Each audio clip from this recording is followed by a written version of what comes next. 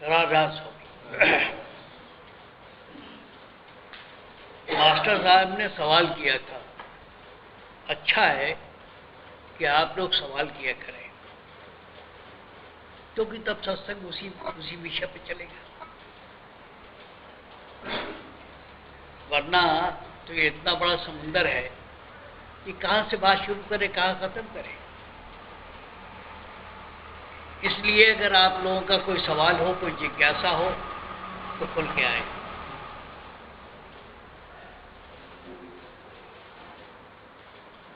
देखिए, ये काम किसी स्वार्थ के लिए नहीं करना।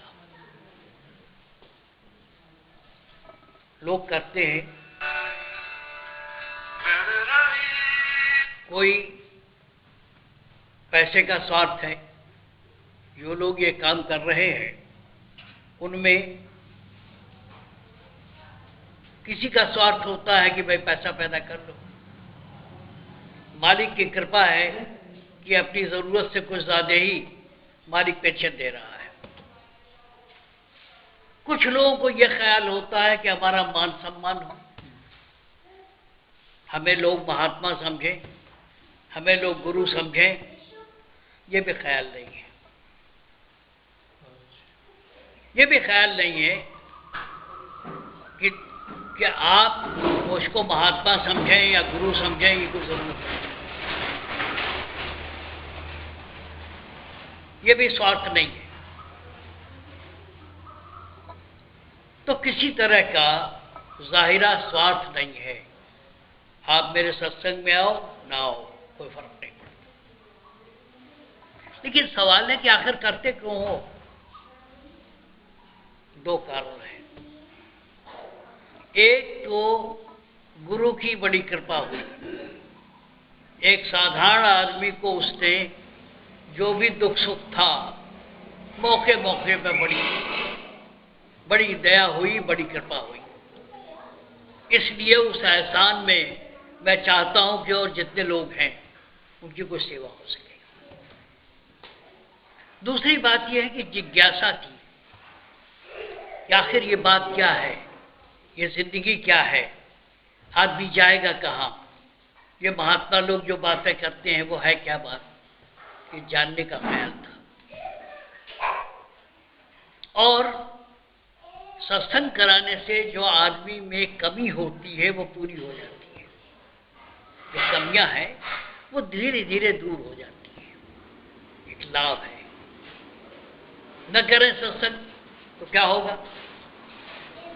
फिर हमको दुनियादार अपनी तरफ खींच ले जाएंगे कि जी ये बिजनेस करो, ये काम अच्छा है, वो काम अच्छा है, ये फायदा है, ये नुकसान है। तो भाई उससे बड़ी मुश्किल से निकला हो, अब फिर घसीट के ले जाएंगे। इसलिए कवच होनी चाहिए सत्संगियों की, जो वही बात करें, जो अपनी धुन है। ये सत्संगियों की जमात रहती है तो ख्याल आता है कि भाई सत्संग में जाना है, कुछ कहना है, कुछ नई बात करनी है। घिसी पिटी बात करने से क्या फायदा? वो कहानी रोज दोहराई जाए, फायदा नहीं होगा। बात है कि मुझको भी सवाल था कि आदमी क्यों पैदा हो गया, इस जिंदगी का मकसद क्या है, इसका लक्ष्य क्या है, पाएगा क्या? इसलिए चाहता था कि सत्संग। माधव दयाल जी चले गए, बिखर गया सब। फिर से उसको जोड़ना, लोग अपने अपने स्वार्थ का तमाशा दिखाए और फेल हो गए। जिन लोगों को अपना कोई स्वार्थ है, पैसे का या मान सम्मान का या कोई और स्वार्थ है, वो सब फेल होंगे, सब गिरेंगे, सब गिरेंगे। अरे तुम कहां से पाप बिठोर रहे हो? दूसरों को भ्रम में डाल करके पैसा कमा रहे हो, इज्जत करा रहे हो, अपनी मान सम्मान करा रहे हो। जब बड़े बड़े संत अपना तमाशा दिखा के चले गए, कोई उनको महत्व नहीं देता।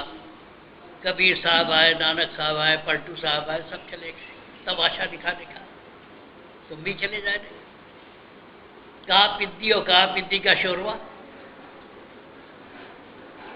ये लक्ष्य नहीं है।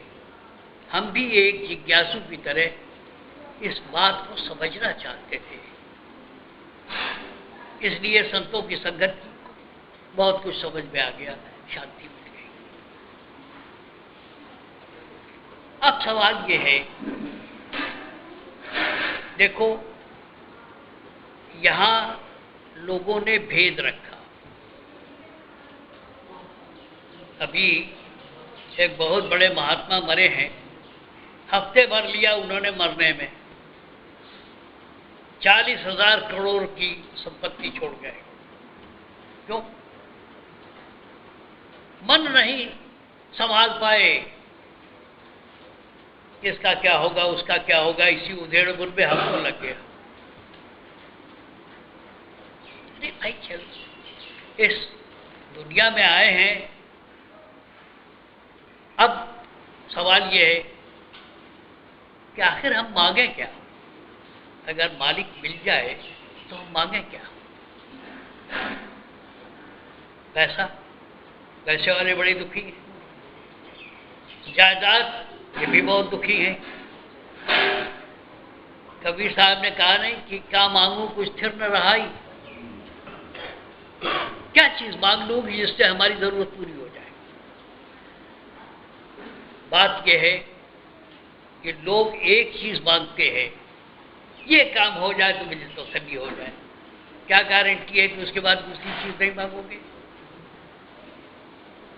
कुछ दिनों तो शांति मिल जाएगी कि लड़की की शादी नहीं हो रही है, 31 वर्ष की हो गई, लड़की की शादी नहीं हो रही है, हो जाए तो चिंता खत्म हो। उसकी शादी हो जाने के बाद क्या तुम्हें चिंता नहीं रहेगी? फिर कोई नई समस्या खड़ी होगी, फिर कोई और समस्या खड़ी होगी, फिर कोई और इच्छा पैदा होगी। इसलिए कोई ऐसी तरकीब हो कि इच्छा ही पैदा न हो। कुछ वो तरकीब चाहिए जो ये रोज रोज ख्याल उठता रहता है, इच्छाएं पैदा होती रहती है, वो समाप्त हो। क्यों? क्योंकि हम देखते हैं कि अगर हमारे पास 10 एकड़ जगह हो जाए तो क्या पूछना, हमारे पास 10 मंजिला कोठी हो जाए तो क्या हो। अरे भाई सारी बात तो सही है, सब छोड़ के ही जाना है, मरोगे तो जरूरी है, मरना है और मरना है तो सब छोड़ना है। कोई ऐसी चीज मांगो जिससे तुम्हारा काम चल जाए। कोहनूर मांग लो कि भगवान ये दे दो, हम उसके बाद हमें कुछ नहीं चाहिए। वो क्या चीज है?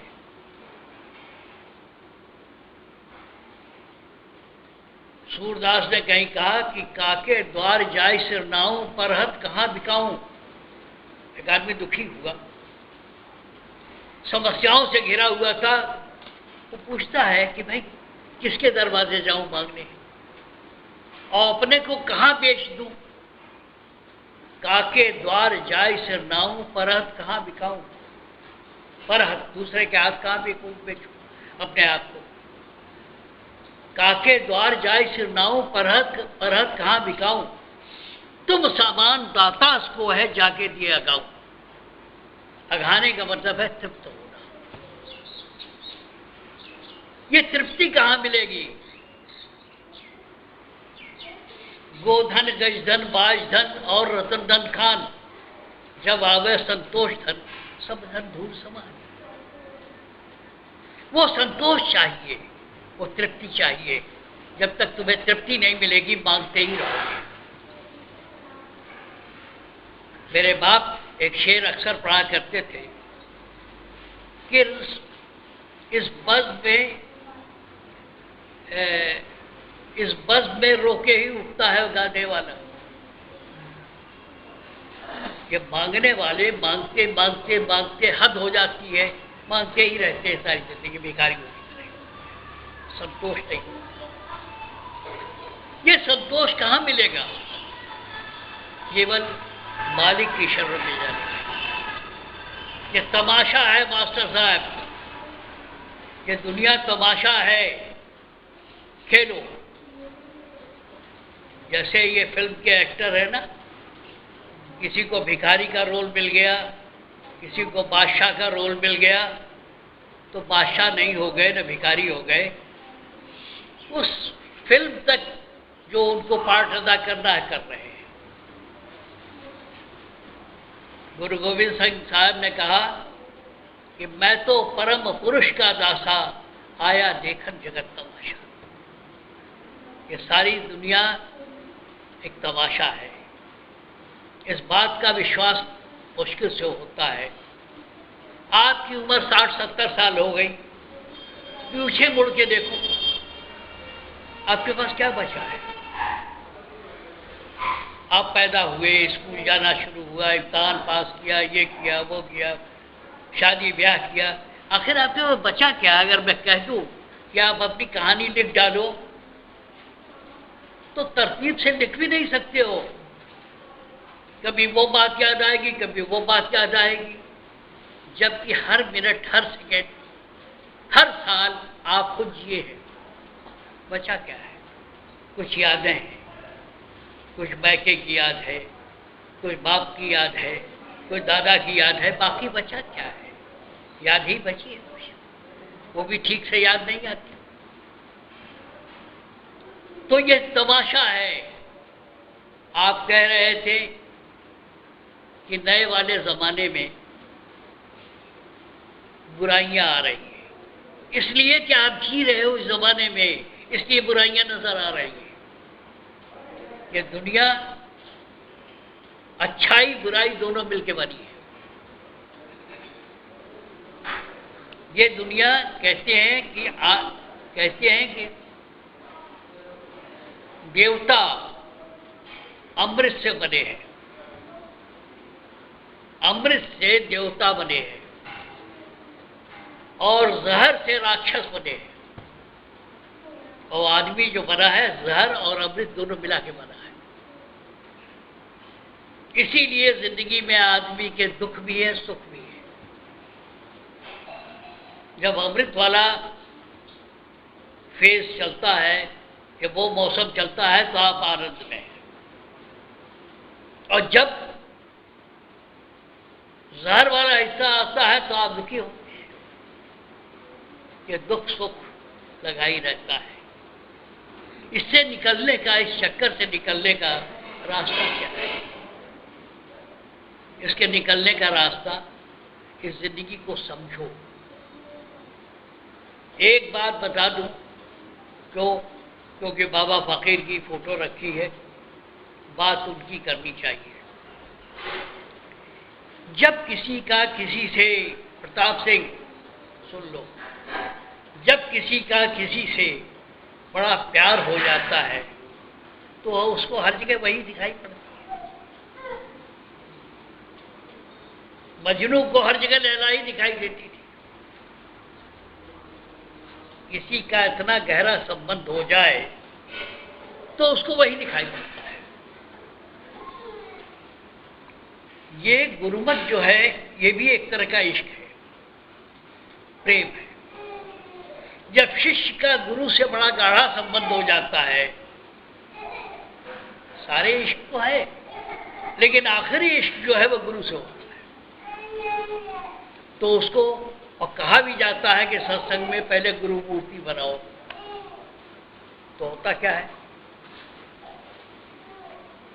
सहस्रदल कमल पर से किरणें निकलती हैं। जब अभ्यास आपका यहाँ होता है, तो स्थूल चीजें, ठोस चीजें पैदा होती हैं। लड़के बच्चे जो पैदा होते हैं, उस वक्त आपका ध्यान यहाँ होता है। जो आपके लड़के बच्चे पैदा हो जाते हैं, तब आपका चित्त यहाँ होता है, तो बच्चे की शक्ल ले लेता है आपका एक ख्याल। एक बच्चे के पैदाइश के पीछे सिर्फ आपका एक ख्याल है, एक वक्त का एक ख्याल है, वो साकार हो जाता है, बेटा बेटी हो गए।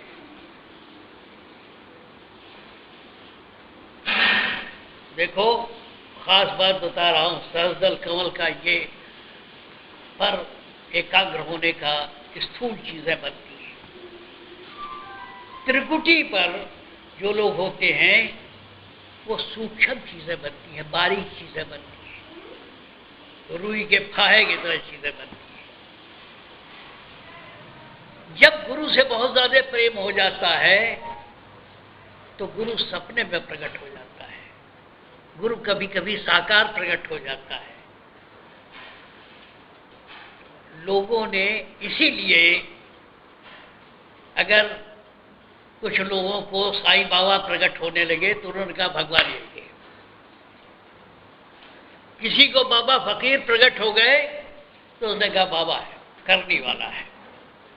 कहीं बाबा नानक पैदा हो गए, दिखाई पड़ गए, इतना गहरा प्रेम हुआ कि साहब उन्होंने ये हाथ लगा दिया, वो चक्की करा दी और जहाज पार करा दिया। इसीलिए लोग अलग अलग पंथों में बट गए। सच्ची बात क्या है?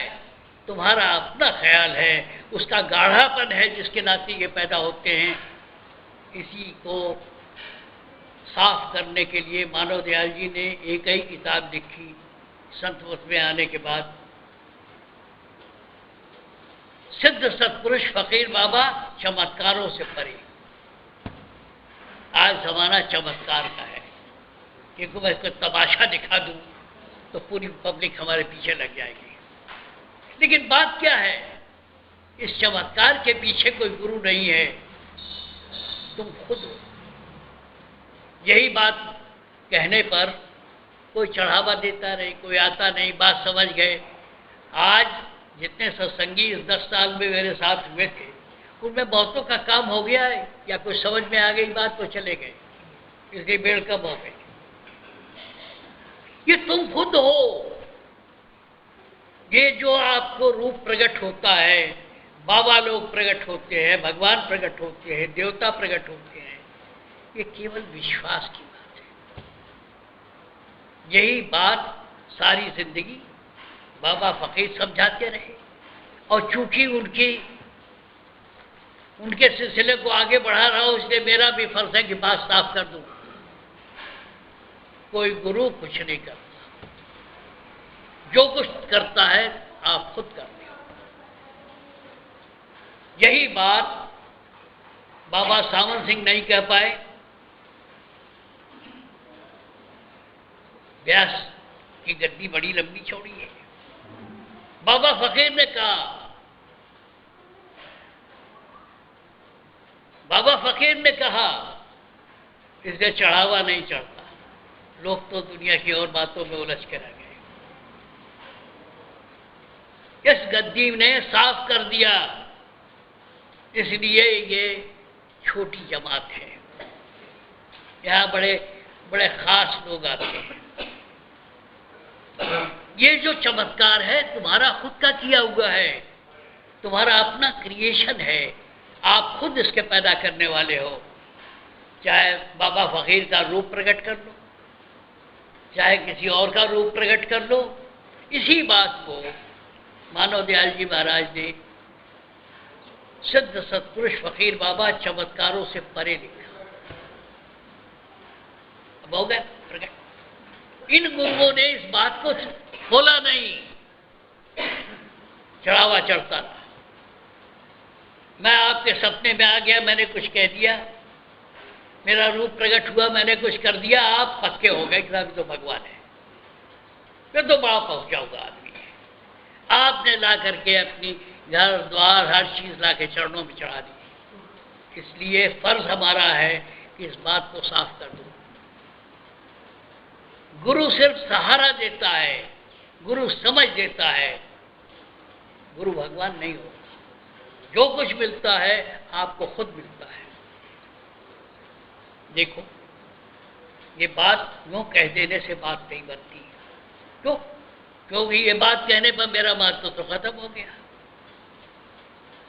भाई जब मैंने कह दिया कि सब तुम करने वाले हो तो ये बात तो खत्म हो गई, हमारा क्या महत्व है?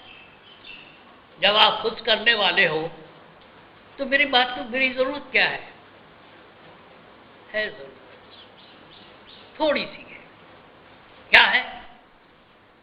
आपको बेगरज समझ देने की कोशिश करता हूं,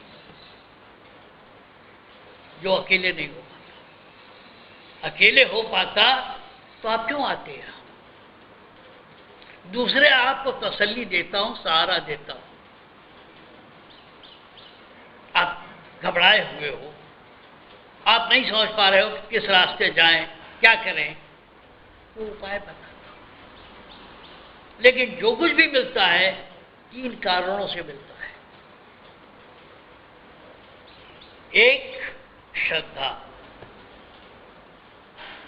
जो आदमी एक पत्थर ले आकर के और पीपल के पेड़ के नीचे सुबह शाम पानी देता है, उसकी भी मनोकामना पूरी होती है। जो बच्चे हनुमान जी के वहां हर मंगल और शनिवार को जाते हैं, प्रसाद चढ़ाते हैं, उनका भी काम होता है। जो लोग राम या कृष्ण को पूछते हैं, उनका भी काम होता है। इससे क्या साबित हुआ? जिसका जहां विश्वास जमा हुआ है उससे उसको फल मिलता है। क्यों? आपने देखा होगा कि बहुत से भगत के यहाँ वहां आपको दिखाई पड़ेंगे, वो कुछ नहीं करते हैं। वो सिर्फ सुबह उठ के वो एक पत्थर को उन्होंने महादेव जी मान रखा है, उसको पानी चढ़ाएंगे, दिया जलाएंगे। उनका काम नहीं होता है। उनके भी बहुत से काम होते हैं, कंठी बात करके भगत हो जाते हैं। यह खेल विश्वास का है। जिस जगह आपका विश्वास जम गया है वहां काम होता है। यह किस्सा सुनाऊं आपको, किस्सा नहीं वाकया सुनो। बाबा फकीर के गुरु भाई थे नंदू भाई, आंध्र में। उनके कम से कम 50-60 हजार सत्संगी थे। 50-60 हजार आदमियों के वो दक्षिण में गुरु थे। उनकी बेटी को बच्चा नहीं था, कोई बच्चा नहीं था। तो नंदू भाई आए और उन्होंने बाबा फकीर से कहा कि हमारी बेटी को बच्चा नहीं है, कुछ कृपा कर दीजिए। जबकि वो दोनों एक ही बराबर के आसपास के थे। बाबा फकीर ने एक सेब उठाया, दे दिया, खा लिया, उसको बच्चा हो गया। क्यों हुआ? क्योंकि नंदू भाई को वो बाप समझती थी, गुरु नहीं समझती थी, उनको कोई महत्व नहीं देती थी, घर की मूली साग बराबर। तो जो लोग, इसीलिए बाबा फकीर ने अपनी बेटी को कई बार प्रसाद दिया। एक बेटी को बच्चा नहीं हुआ।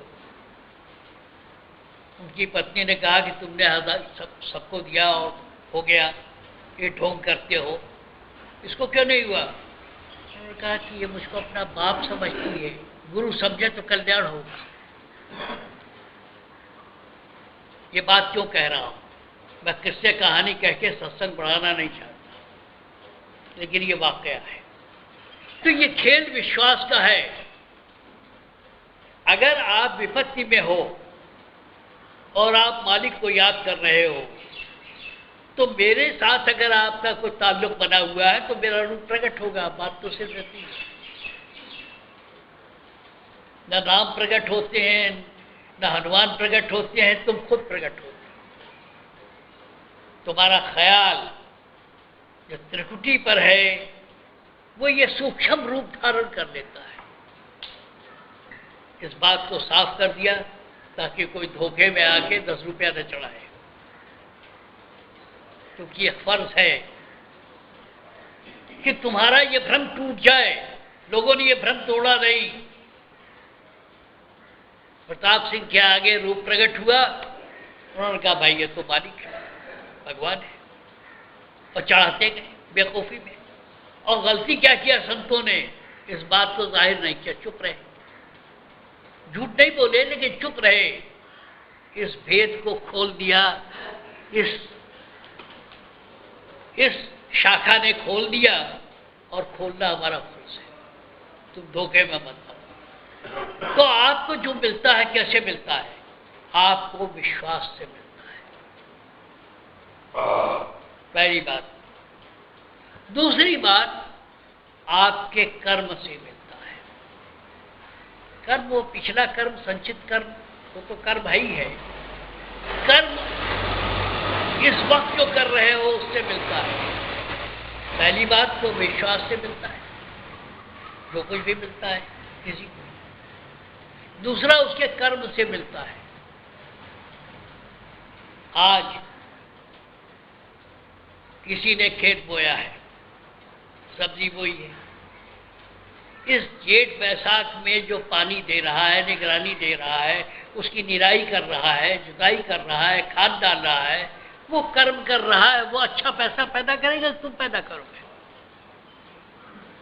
कि न जाने कहां से बीज ला के छोड़ दिया है। तो क्या साबित हुआ? कर्म से। जो जितनी सेवा करेगा अपने खेत की, बाड़ी की, बाग की, अपने परिवार की, उसको वहां फायदा होगा। है बहुत से लोग हैं परवाह ही नहीं करते, उनकी फसल क्या अच्छी है। जो किसान फसल आगे आई और वहीं चारपाई डाल के पड़ा हुआ है सुबह शाम, उसकी खेती बढ़िया होगी, तुम्हारी होगी। तुम तो जमींदार बने हुए शहर में ऐश कर रहे हो। तो मैंने क्या कहा, पहली चीज विश्वास जिसका जहां जमा है उसका फल मिलता है। दूसरा, जो तुम कर्म कर रहे हो उसका फल मिलता है। तीसरी बात क्या है? नीयत की। जिसकी जैसी नीयत होती है वैसी बरकत होती है।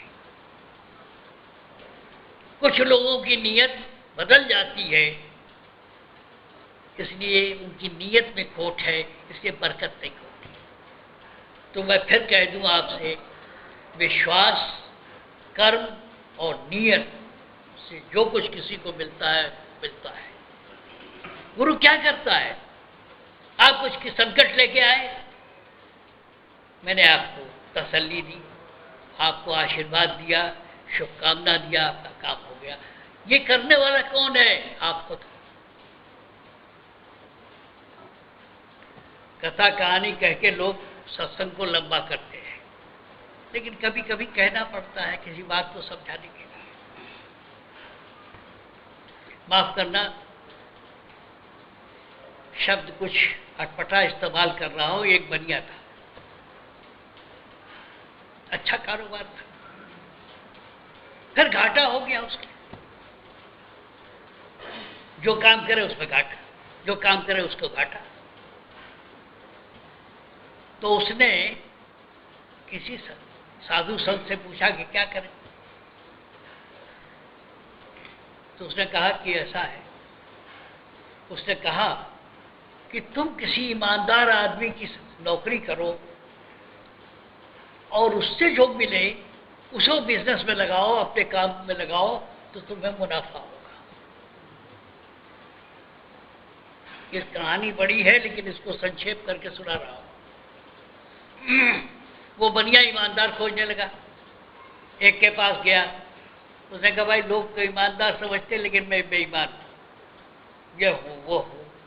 खैर वो खोजते खोजते खोजते खोजते एक जगह पहुंचा कि वो आदमी बड़ा ईमानदार है।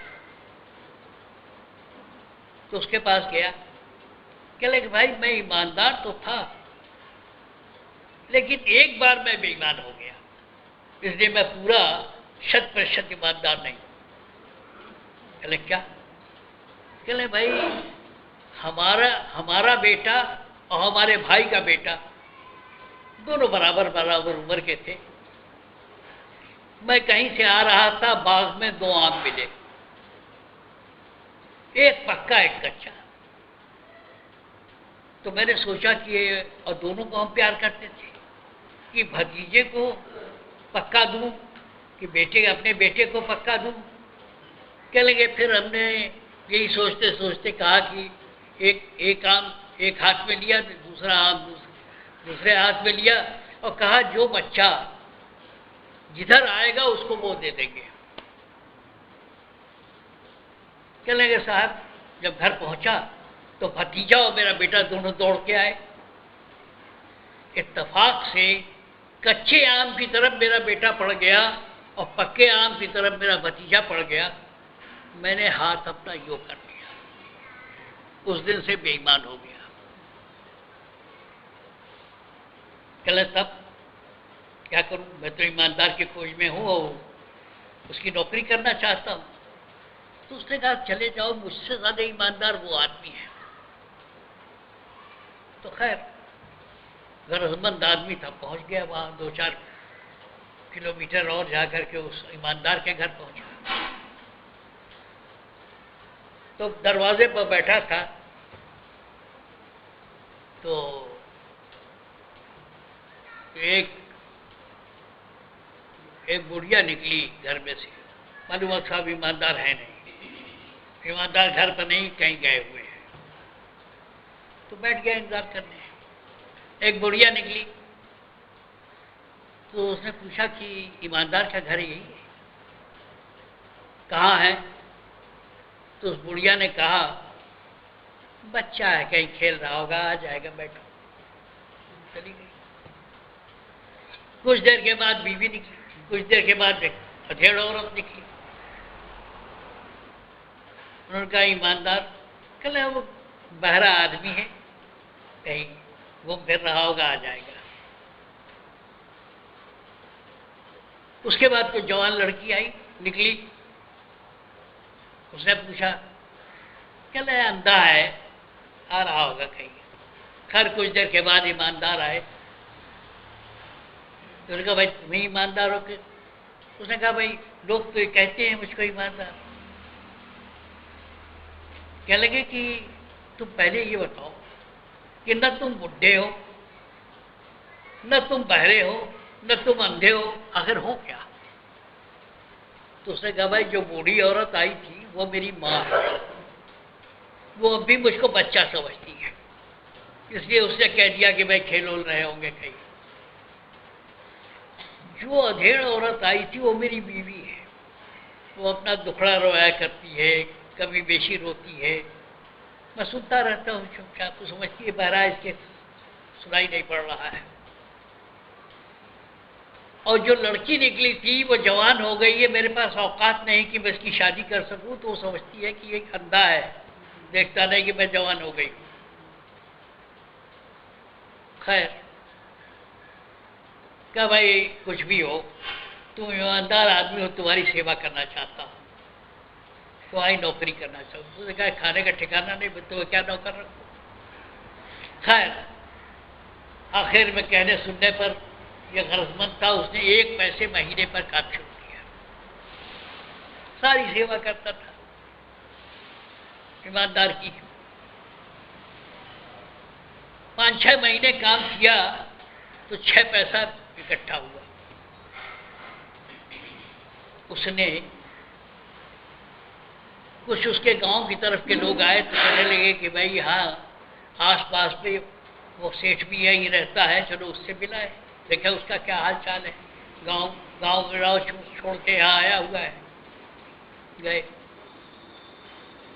तो उसने बताया कि भाई हमारे पास और